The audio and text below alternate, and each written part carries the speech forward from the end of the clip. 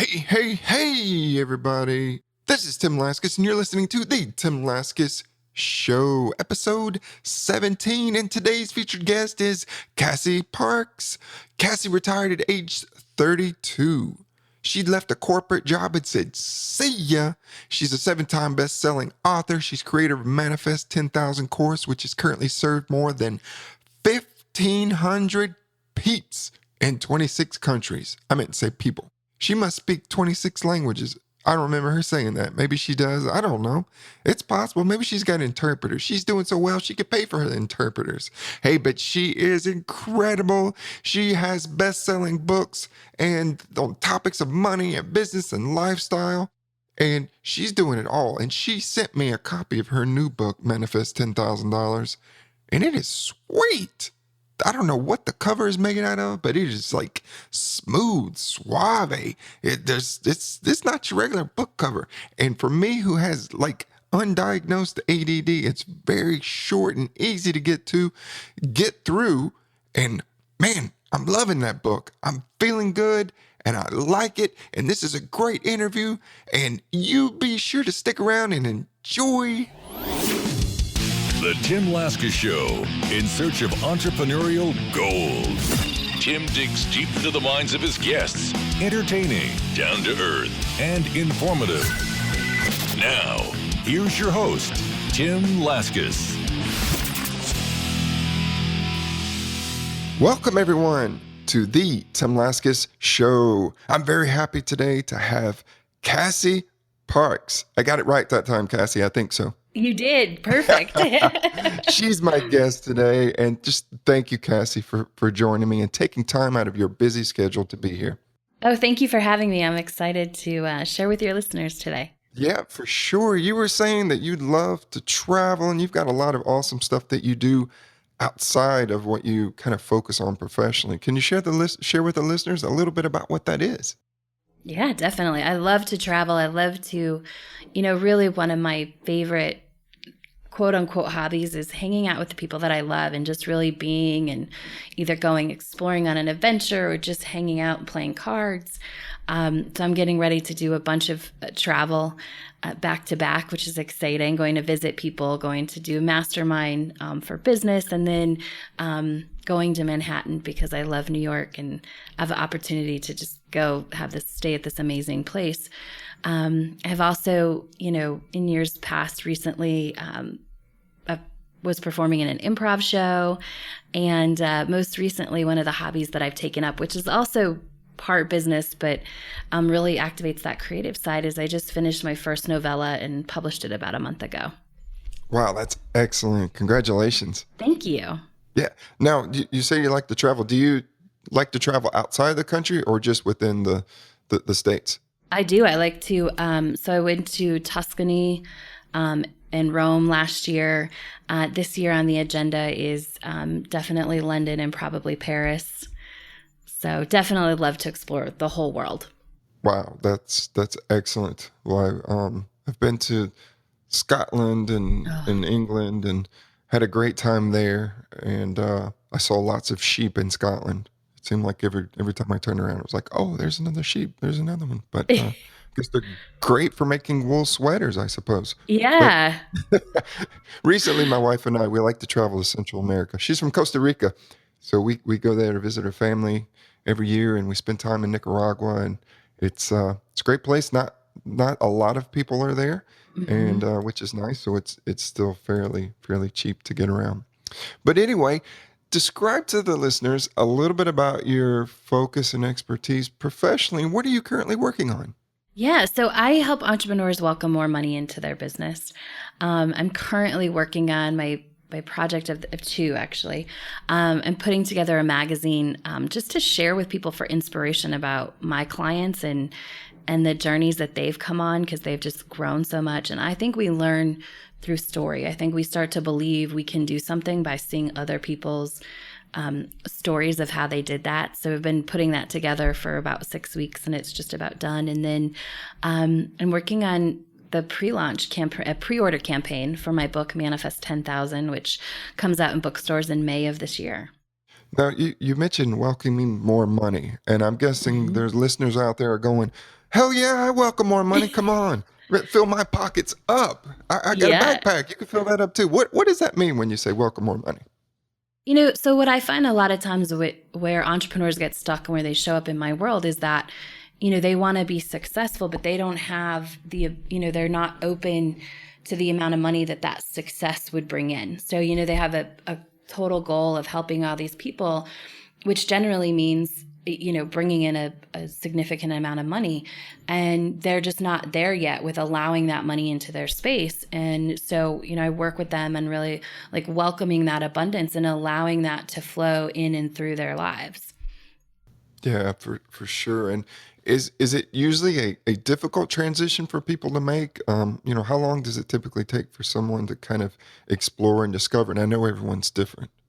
Yeah, everyone is different. So my first level program, which is called Manifest 10K, it's about 90 days. And a lot of people, it's about 50 to 90 days in that people experience really amazing success with that.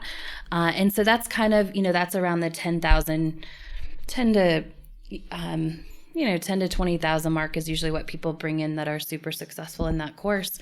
And then for my bigger clients who really want to build a 6-figure plus business, stepping into that takes, it can be instant, but really I find that because we're going for that big, $100,000 to $500,000 mark, can take a year to really start stepping in and opening up to that and really just growing into it. It's not like you're waiting, you're not waiting there, sitting on waiting for money, but you're really growing into that space of who is that person that makes that amount of money. Right. Now, would you say there's an easier transition from going from 0 to 50,000 versus going from, say, 500 to 600? Or is it once you kind of reach that threshold, it becomes a lot easier to make more money? I think it just depends on the person. I think there's things you do going from 5 to 600. Most of my clients are in that 0 to 50 range when we start. And what we do is we start growing for that 500 mark. So, in terms of, it might take a couple years, but we want to grow into that person.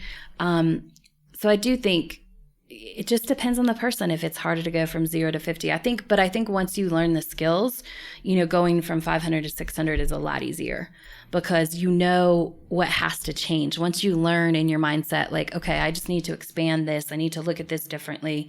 I need to, just dive a little more into, some abundance manifesting stuff, then it's easier to go from that. So I'll change my answer. It is easier. It's easier once you have the skills, right? Yeah. Right. Okay. And do you think that there's something in our culture where it's that instant gratification, I want it now kind of mentality that really hampers people? It keeps them from being patient and being able to wait and develop that foundation in order to go forward. Absolutely. We assume, it's that instant gratification. We assume if something doesn't happen in 3 days, it's not working. I see that in my course. People are like, it's not working. I'm like, you're 5 days into a 90-day course. Like, there's a reason why it's 90 days, and that's one of the biggest things that I work on with my long-term clients on is really developing that patience and that becoming the person who has what you want and really, instead of just jumping at everything and trying to get that instant gratification, really sitting patiently and waiting for the perfect opportunity to come, the one that you're like, yeah, and everything flows perfectly versus you working really, really hard because you're trying to get that instant thing to happen. And that's so important is to be patient. And speaking of patience is, that's an important and powerful tip for, new entrepreneurs out there. But what are some other tips that you would have for entrepreneurs or even entrepreneurs who are out there ready to kind of make that leap and to really just start living the life that they've dreamed of? I love this question. And I think, this is the one thing I wish that I had known and had focused on when I was trying all those years to build my business on the side so that I could leave my job, is to really get clear on the life that you want and start creating that life now and practicing that life. So often it's either people are moving away from something. It's like, I hate my job, so I need to build a business. But it's not about what they want that life to actually look like. It's just about not hating their job anymore. And so that clarity is really what drives and what allows those opportunities to find you that are really great and allow you to take big leaps. So I would say get clear on the life you want to be living and start stepping into it. And trust your instincts. That's one of my greatest, advice for entrepreneurs is really to develop that trust of, even if it doesn't make sense, but you're like, I have to do this next, time and again. That's how I've built my business. It doesn't make sense to necessarily write this next book, but it leads to something really big. And just trust that intuition and develop that in your instincts. Because I think that takes you a lot further than pushing and forcing really hard. Yeah. And, having that kind of gut feeling about something and getting stuck can be very difficult for a lot of people. And I believe that probably one of the major obstacles for those who want to create change is fear. And, they have that kind of gut feeling. They have that just natural instinct towards something. Mm-hmm. But then they face this wall of fear and they're looking up and they're like, I don't know if I can overcome that. Have you experienced that with some of your clients? Definitely. And what I do a reframe with my clients in that I think it's, because they like to define, my clients, when they often come to me, they'll define it like, oh, I'm afraid of success or I'm afraid of failure. And what I tend to believe is that it's not either of those that we're afraid of. We're afraid of the unknown. Like, we don't know what it looks like. When you're, and part of this is what goes on in our brain to keep us safe. But when you don't know what that's going to look like, which is why my biggest tip is get clear on that life, right? How is everything going to look inside that life? Versus just saying like, oh, I want to be on Oprah, right? Like, that's not a whole life. That's like one day, maybe half a day kind of a situation, right? But I think for the thing that I've found that works best for overcoming that fear for me and my clients is getting really clear about what's on the other side. What does that whole life look like? What are you doing in that life? And that fear just tends to naturally subside when you know where you're going. Yeah. And that's why it's so important to work with you, as a coach to help them, because many people, they just don't have that clarity. And for many times, it's about running away from something, that terrible job, that terrible boss, that just misery, that drudgery. It's like, I don't care what I want to do. I just want to get away from this. And they're looking at that, but not really having that clear vision of, okay, well, where am I going to? Yeah, I know this sucks and I don't like it, but it sounds like you're saying, okay, that's great, but now shift forward and what do you see, and help them create that path. Yeah, that's exactly it. Mm-hmm. Well, that's awesome. Now, when did you realize that you wanted to be an entrepreneur, and kind of what helped you make that leap? I've been an entrepreneur for really as long as I can remember. I've always when I was a kid, I'd get my cousins together and, create a show and try and sell tickets to my aunts and uncles and my parents. I was always one who wanted to have a lemonade stand. Just always, I was always looking for that way that I could create my own life. Even, in 19, I was like, I found this place that you could buy jewelry that was, they charged less. It was like you could get it online for less. And, I sold it in a newspaper and just like all kinds of things. If I could see the potential for a business, then I was all over it because I knew that's what I wanted. It's just always been who I am. Wow. Now, since you started from a young age, how old were you when you officially became, as an adult? Did you kind of go through that struggle and transition in a traditional job and then kind of make that leap into entrepreneurship? Definitely. So I think I was 20 when I leaped into a business. It was a financial services network marketing company, and I came out really strong, and I loved it because I love money and finance, and I was like, that's it. I'm going to go all into it. I quit college and I went all in, and it didn't work out. And I know now why it didn't work out, because I was basically like running against something. I didn't have a clear vision, all the things that I teach now.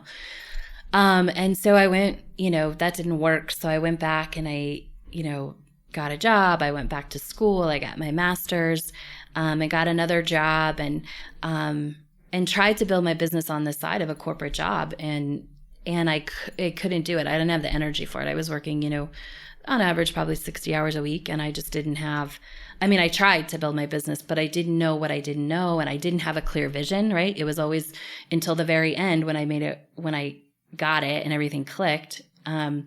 It was about moving away from something. It was about not having to go to a job every day instead of about creating the life that I want. And so then I transitioned out of my job at 32. Okay. So about 3 years ago.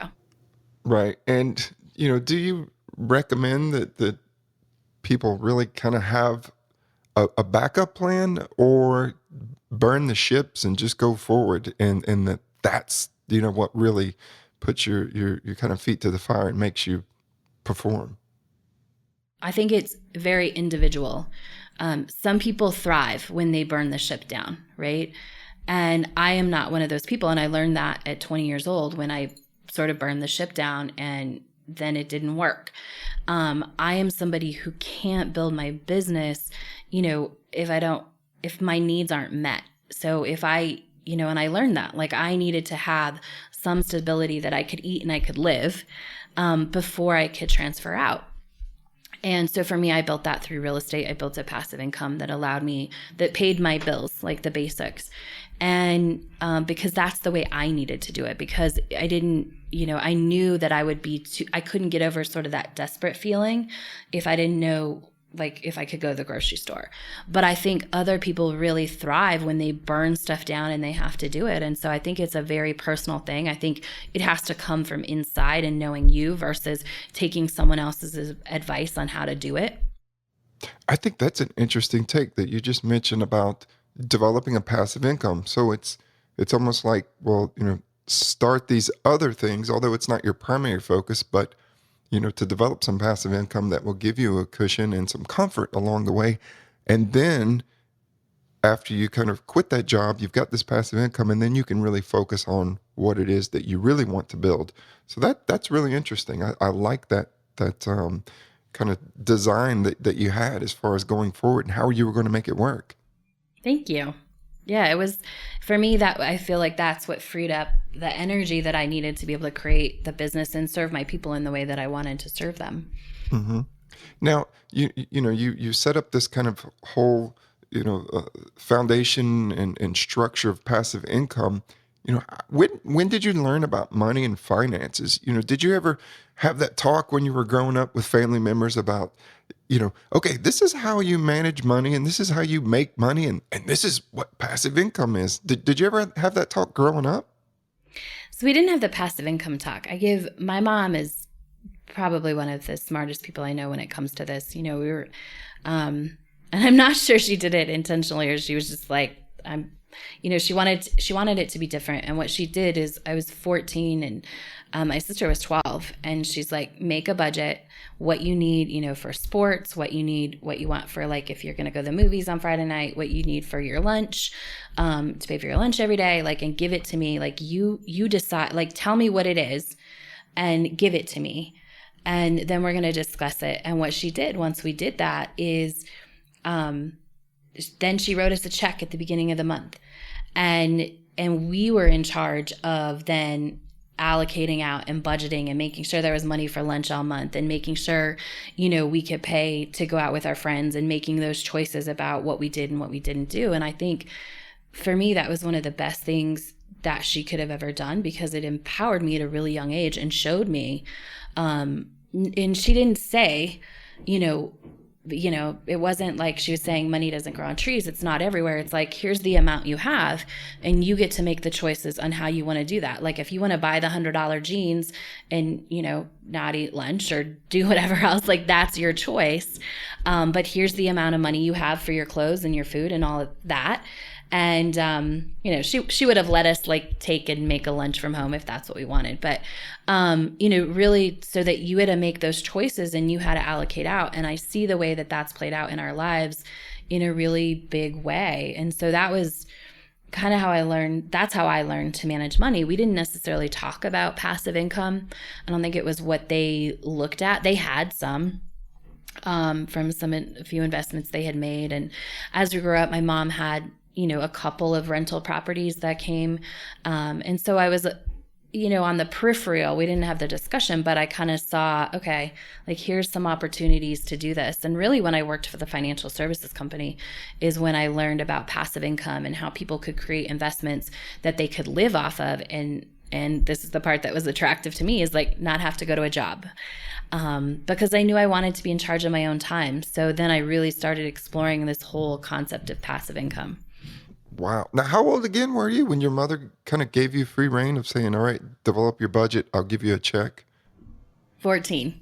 14. Now, how many times did you go to mom and say, Mom, I forgot the budget in the vacation that I'm going to need some extra cash for this. Can you like kick in another $25? I didn't. Like there were times my dad would say like, oh, are you going out? Like, do you want money? But I actually never went.